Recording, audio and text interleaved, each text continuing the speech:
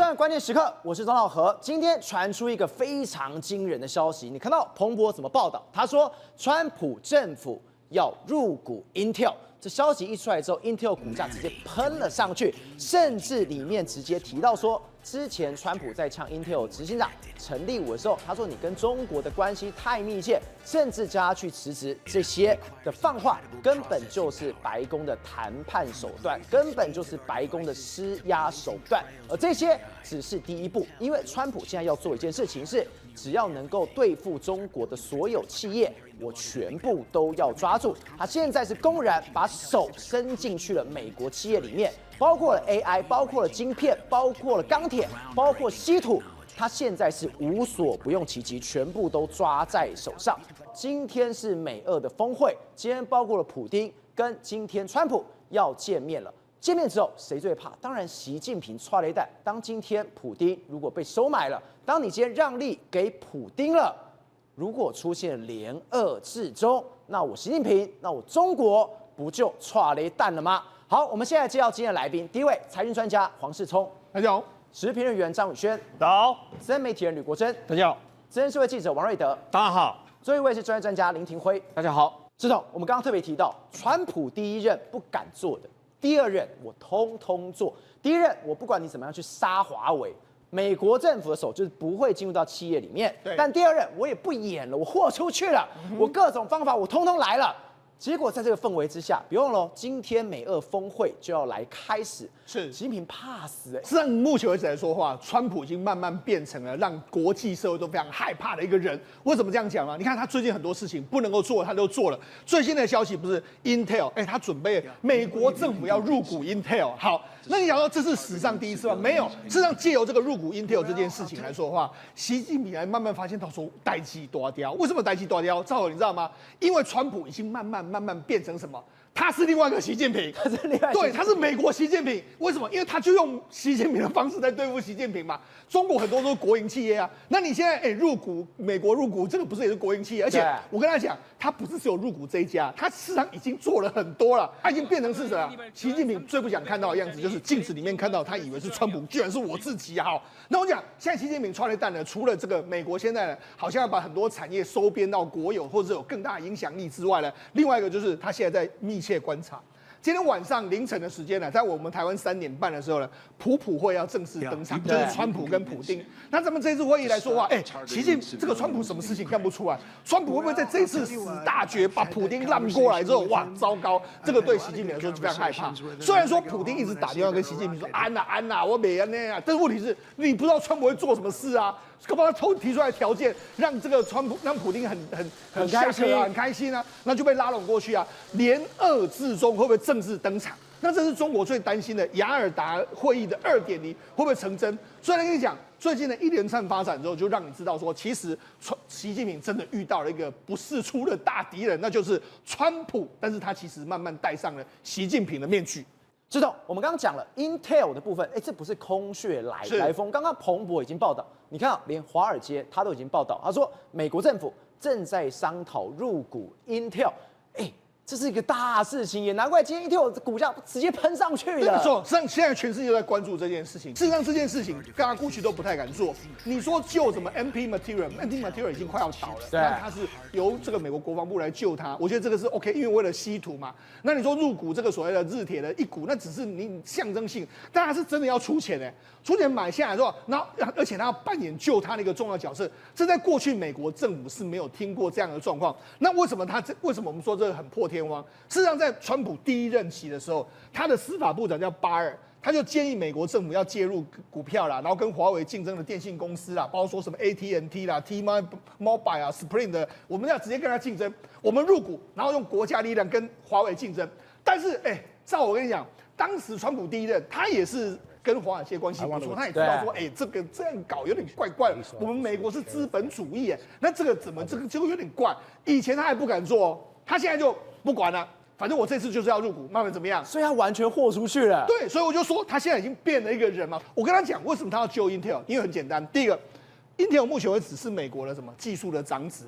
我们就说7奈米以下的技术，全世界只有3个地方有：台湾、韩国跟美国。对，那美国就是 Intel 啊，你 Intel 倒了，美国就没有了，所以这不可能。再来就是它有非常多国防的经费。再来，其实大家都没有注意到这一点，为什么呢？因为最近呢，这个陈立武呢，他推迟的一个计划，推迟什么计划？因为他原本在美国的俄亥俄州有一个超级工厂。那是超级工厂，因为 Intel 赔钱嘛，那陈立武就说，那我们不要做这个，我们把它往后 delay， 然后同时之间裁了大概1.5万人，都是做晶片事业。这件事情引起川普不爽。赵，你知道为什么吗？因为俄亥俄州这个州过去一段时间是摇摆州，对，摇摆州，但是川普当选这个参选总统的这3次。2016年、2020年跟2024年这三次选举，俄亥俄州都倒向他，都是挺川普的。而且现在的副总统范斯就是出使俄亥俄州，结果你 Intel 给我搞裁员，对嘛？所以不行嘛，所以我才跟你说这个案子绝对不能推迟嘛。那问题是陈立武就跟川普说，不好意思，总统先生，我的逻辑，你就算称赞我什么，我是神仙，我也没有钱。那所以 Intel， 所以川普就说，那好，那我们来入股嘛，我给你钱。对啊，我入股，我注资你这个所谓的投资案，你就可以进行嘛。所以我觉得这某些程度来说的话，可能也是为了范斯。照你看，因为现在川普主义的这个候选人就是范斯嘛，未来的接班人就好。那你搞到这个，万一这个俄亥俄州的投资没有了，那范斯在现在是总统会被他批评嘛？所以我现在救他，那也很合理。那你看，因为他要这样投资之后。照人家 Intel 股价马上，这是在美国昨天盘中，一直后来尾盘的时候传出来之后，你看直线拉升。这 Intel 的股价已经死很久了，对，没错。结果今天一个消息哦，对，这个4点这个时间点，是一根就直接上去了，对，拉了涨了7%，涨了非常多嘛，让它的股价呢从原本的不到900亿冲到1000亿以上，整个市值冲到1000亿。但我们跟他讲，事实上那川普要怎么救呢？照我跟你讲，这可能会牵动到台湾哦。为什么牵动台湾？最近不是跟这个辉达还有这个所谓 AMD 拿了15%的这个费用，你要卖到中国去了，你要5%营业费用给我，那他会不会要求说辉达、超微、高通，你要不要？你也要部分下单给 Intel 啊？你下单个5%给 Intel， 这个你觉得他会不会这样做？他这样做的话，他是集全部的力量当然我都可以跟这个黄仁勋说，你5%营业给我，我不能跟黄仁勋说你5%的订单下到 Intel 去吗？那你觉得黄仁勋会怎么说？当然好啊 ，OK，President，Mr. President， 好，那你知道超微也会 OK， 那高通也 OK， 那苹果不 OK， 他们都是谁的客户？他们都是台积电的客户啊。所以我在说，目前为止，搞不好这样搞下去，真的对台积电会有影响啊。事实上，这个我们知道，以前的这个习近平曾经有一个非常重要的国师叫金灿荣，对，他说了一句话，他说解放台湾之后，台积电应该由台湾省的国资委来管理。这意思是什么呢？意思就是说呢，我们要把台积电收归国有。好，但问题是，照这样，目前为止来说，台积电也没有被收归国有，对不对？我们台湾也没有收归国有，但是反而是Intel先被美国政府收进来了。所以呢，这反而是你川普做的比我们中国都还要更快啊。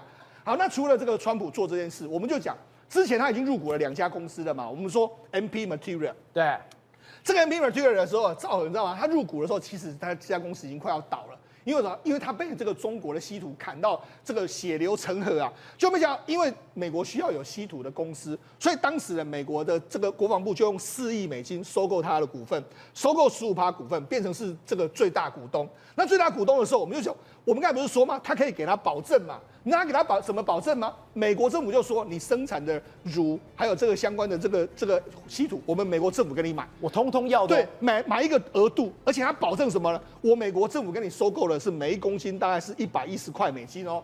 110块美金是什么意思？赵文知道中国卖过来多少钱吗？他只要卖50块。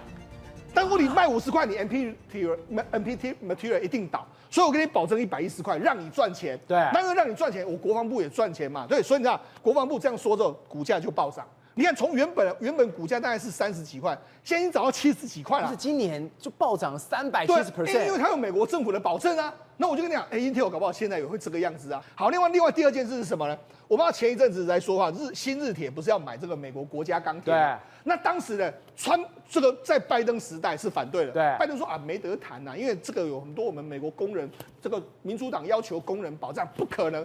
那原本日本认为说这个川普上台有可能，但川普一开始也不要。为什么不要？因为一定丢，他在丢什么？他在丢说你要给我股份。所以后来他们谈成的协议是什么？日本钢铁同意提高收购价，另外一个他给他一个叫黄金股啊。黄金股是什么呢？黄金股就是说呢，以后呢，美国政府我们开这个董事会的时候，美国政府就一个人坐在那边，他股份虽然很少，我只有一股叫黄金股，在那个地方，然后他坐在里面干什么？你们要做什么事情都要经过我的同意，我在里面坐着，我监控你们的一举一动。股份最小，但是权力最大，对，最大，我可以否决任何事情，太厉害了。所以这就是按照你说这个跟美国国家持有有什么两样，就是差不多嘛。今天你要做什么计划，对，你要投资什么，是，你要做些什么事情。都要经过我同意，我不管你是美国资本，对，外国资本，对，都要听我川普的。那不是跟共产党一样吗？共产党也是这样，你要经过我审批嘛。虽然说，他现在都玩这一套，所以等于是我们昨天不是讲嘛，他改变了整个游戏规则。好，那除了这个改变这个游戏规则，这个让美国政府跟民间的这个力量似乎是团结在一起之外，另外第二件事，他现在准备要什么？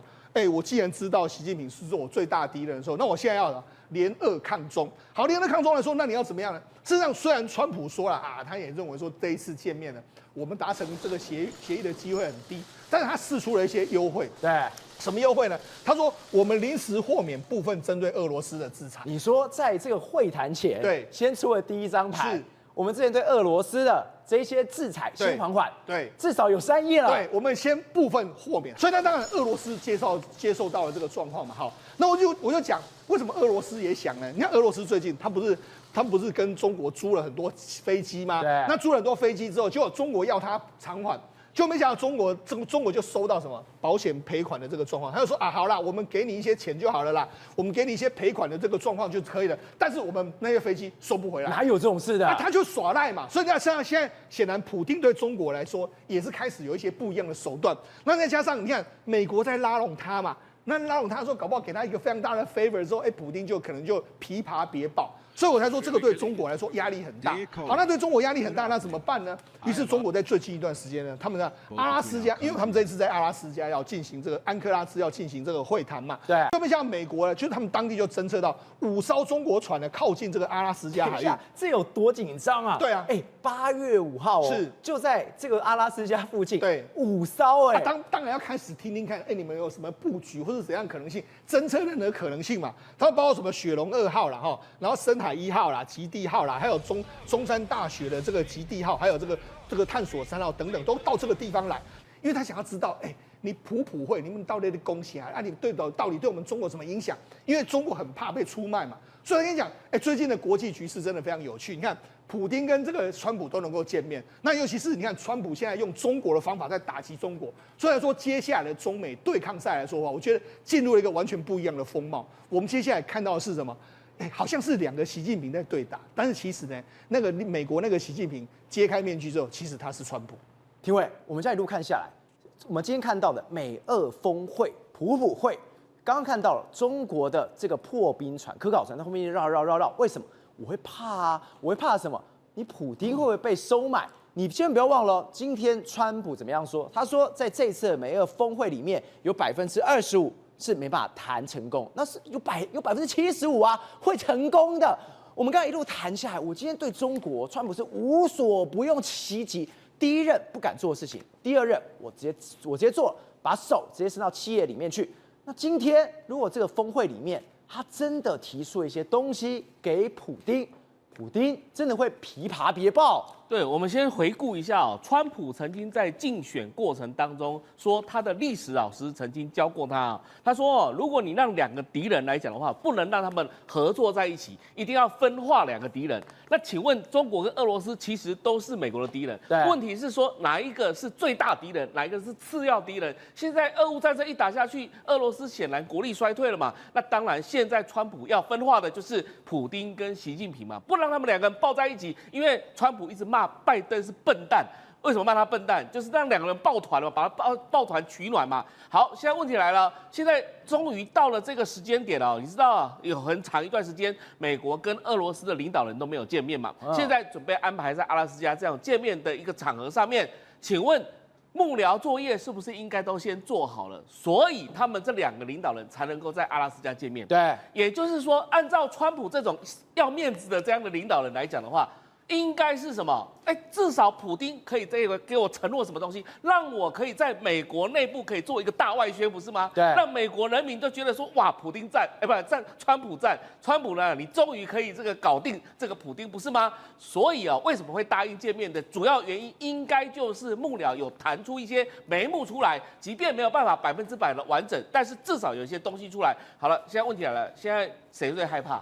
当然是习近平嘛。你知道现在普丁要出发之前，有给习近平打一通电话哦，对，然后那通电话当中呢，其实就告诉习近平一件事情，就是说我今天要跟这个川普之间会谈哦，可能要处理这个俄乌战争哦。你知道习近平跟他回一句什么话吗？他说中国在乌克兰的立场上面一贯的立场是没有问题的，但是认为复杂的问题没有简单的解决办法。他为什么讲这句话？其实美港就在这句话。什么意思呢？就告诉你说，普丁，你如果去谈的话，不是只有你们两个美俄之间谈好就算了。什么叫简单的问题？就美俄敲定就好了，不是吗？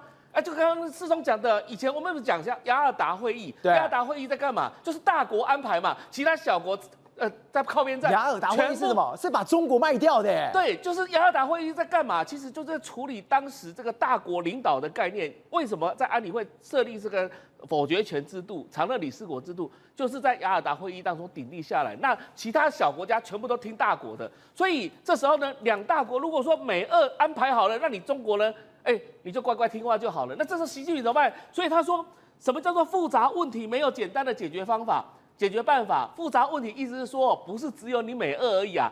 不要忘了我中国小老弟啊，中国这边也要参与。不要忘了我。对，然后北韩呢？北韩不是出人吗？去打仗吗？不是的啊！伊朗之前要出无人机啊！其实说真的，我们这些跟普丁本来就在巴蒂的这些朋友们啊，应该也要进入到，其实是习近平跟普丁讲的话哦。他说应该也要考量到我们了，所以这整体来讲的话，其实习近平就是暗自的这个等于提醒普丁说。没有那么简单哦，就是我们也要来处理这件事情。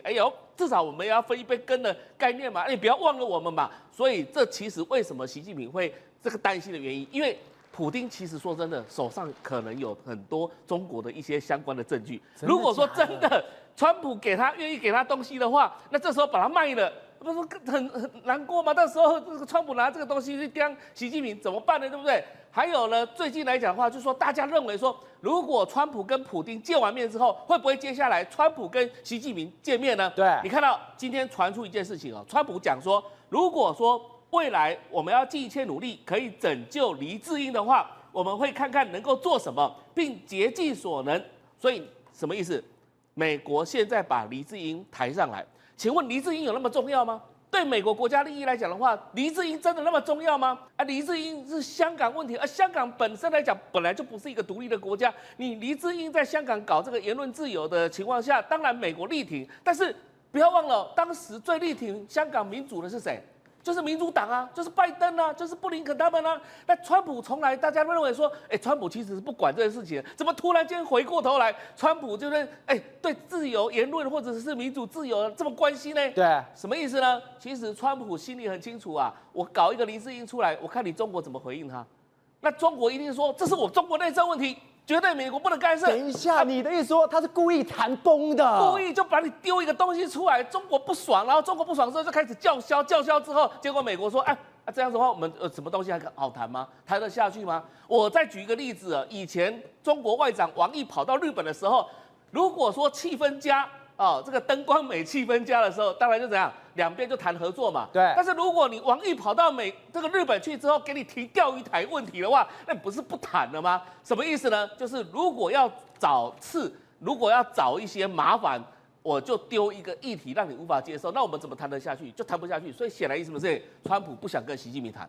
川普不想跟习近平谈，所以现在有传出来说，美国财政部长贝森特说，习近平想跟川普谈，但是川普不想跟习近平谈，因为你不知道谈什么东西，你也拿不出什么东西是我能够需要的，所以现在呢，先把普丁搞定，双普会或者普会啊，先搞完定之后呢，接下来呢就是处理中国，但这是处理现在的中国呢，真的非常担心，非常紧张，被出卖掉了。瑞德哥，刚刚一路这样听下来，现在习近平当然非常非常怕是什么？你今天如果美俄谈完之后，不要忘了还有我中国。他刚特别提到这是一个复杂的关系，但千万不要忘喽，今天中俄的关系可能没有我们想象中的这么的紧实。为什么？你看到了中俄两国在今年8月份的时候来做一个军演，军演一般来说，当然办得浩浩大大的，中国跟俄国，结果你看到了中国的官媒怎么讲？他说我们是在俄罗斯的弗拉迪沃斯托克附近举行海上联合的演习。我心想，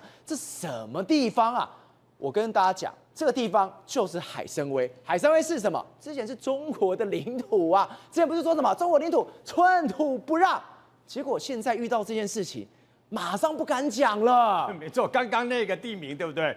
弗拉迪沃斯托克，你知道这个翻译成中文是什么意思吗？它的意思就是征服东方，统治东方。那请问东方是谁？东方不是太平洋，包括中共吗？对。那么所以它这个港其实就是我们常讲的不动港，叫海参崴嘛。海参崴叫海参崴，你干嘛来一个弗拉迪什么沃斯托克就对了？因为现在这个地方，因为这个地方是当时割让给这个当时的这个俄罗斯嘛，对，割让给人家的。讲坦白的，这个地方就是本来中国的国土，但现在不是中国的国土，现在是俄罗斯的国土吧？为了面子，为了这个等于说天朝面子，所以呢绝口不提海参崴，尴尬死了。海参崴是谁在提啊？海参崴是我们台湾相关的研究这个军事的报告单位呢，为了怕大家不懂这个地方到底在哪里，就直接写海参崴。海参崴一写了以后，我们就知道就是俄罗斯在这个远东地区的不动港那个很有名的一个地方嘛。可问题来了，那在这个地方对不对？用这样一个地名很绕口的一个地名啊，那么中共其实除了凸显说中俄北京条约这个地方是割给人家的，我们不去谈那个相关的那个主权的问题。对，可问题来了。如果你不是中国跟这个印度为了这个喜马拉雅山的一小块地方这边丢石头狼牙棒，不是说寸土不让吗？那为什么海参崴的部分你怎么不去跟他要回来啊？那么就跟珍宝岛事件一样啦，就不能讲，因为苏联现在俄罗斯老大哥嘛。不过这次呢，有别于去年那么事实上呢，中国跟俄罗斯已经11次，从2011年开始有11次的海上巡演，也就是海上的军事演习啦。对。那么海上巡演的过程呢？那么如果你说这个等于说那个海上演习是11次，但是如果两个舰队故意在这个太平洋那边绕来绕去是第5次。去年不是绕人家那个日本的对马海峡沿着日本的领土的外海给他绕了整整一圈吗？把日本给气个半死嘛那么事实上呢，这一次除了有别于去年去年是动武2D 跟动武4，这一次连续来了2个动武2D动武2D跟大家介绍一下，就是前几天在南海黄岩岛外面菲律宾外海跟菲律宾这个等于说要去撞人家，中共海警船撞人家菲律宾的巡逻船，结果呢自己动武2D跟他砰的撞在一起，就是这个。对，后来动武2D不是这个桂林舰呢不是撞出了刮痕其实也好像也撞破一个洞等等啦。但是至少比起这个动武6军舰所改建的这个等于说中共海警船可以证实7000公吨的动武2D确实比较耐撞这次派了2艘动武2D去了以后呢，其实去年也有去的这个综合补给舰千岛湖舰也有去，但是多了一个东西，多了一个什么呢？多了一艘潜水艇。过去中共跟那个俄罗斯11次的军演，它的潜水艇都没有靠港过俄罗斯的军港，这一次特别去，也特别靠港，而且还来了一艘什么？来了一艘专门要援救这个潜水艇的相关的补给舰就对了啦。对，所以一开始去的时候，人家还怀疑说，会不会是俄罗斯的这个潜水艇发生问题？但老共的潜水艇好像我记得好像有3辆还是4辆，然后还那个有3艘还是4艘，然后就往那个地方去了嘛。可是要值得注意的是，他派的这个潜水艇是非常老旧的潜水艇，是这个基洛级的潜水艇，而且是12艘像这个当年俄罗斯买的老旧基洛级的潜水艇，它12艘已经有2艘已经除役了，对，你就知道多老了。然后另外只剩下10艘嘛，这次特别派了1艘基洛级的去。这你不觉得怪怪的吗？好奇怪耶，你不是个军演吗？你不觉得怪怪的？军演是什么？演习视同作战。它是一个秀肌肉的啊。对，你应该是秀肌肉，对不对哦？事实上，我告诉各位了，为什么？因为呢，常常派那个驱逐舰，你既然都动武2D就去了。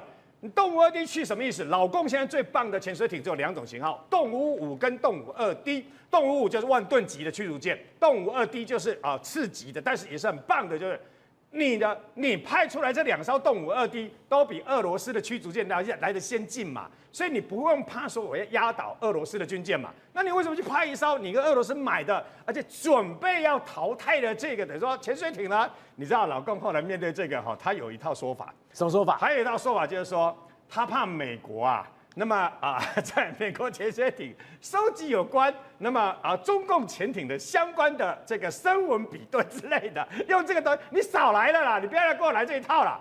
日本是全世界收集这个中共相关的飞机跟潜艇做的最好的一个地方所以事实上你们的潜艇是什么声音，基洛级是什么声音，他们都一清二楚，这样坦白的啦。但你为什么派这个老旧的潜艇去，就让大家觉得有趣了？那中共为什么这一次特别派潜艇去呢？可能跟川普的一句话有关系。川普一句话，川普因为不爽俄罗斯的前任总统呢，这边大方确实说。我告诉你我们有核潜艇随时可以把这个核子弹呢飞着打出去，意思就可以打到美国本土嘛。川普就讲一句话：我已经派了2艘核子潜艇到俄罗斯的外海去了，到底有没有？没有人知道。但是因为川普的这句话，所以呢，后来老共跟这个等于说这个俄罗斯只好派出去，然后呢，最后联合做演习不过。俄罗斯还是这个蒙了这个小老弟，中共的小老弟一下，你知道蒙什么事吗？在他们2艘潜艇那么相关的军事演习完毕了以后，俄罗斯才对外面发表一个讯息，说他们的潜艇呢已经把一个水下不明的潜艇的模型船给击沉。你怎么可以做这种事啊？你跟老共一起这个进行这个水面上跟水下的相关的联合演习作战，所以你偷偷瞒着老共，把自己的一个什么水下不明，就你自己放的一个相关的一个靶舰，把那个潜水艇在那个地方嘛，假的潜水艇在那边，然后你把它打掉，打掉以后呢，你再跟全世界讲，我把它打掉了。所以事实上，俄罗斯还是在告诉全世界，我才是老共的老大哥。宏观取材，厘清真相，犀利精准，深入剖析，时刻掌握关键，新闻时事不漏接。老时段，新气象，我是钟浩和，关键时刻2.0全新出击。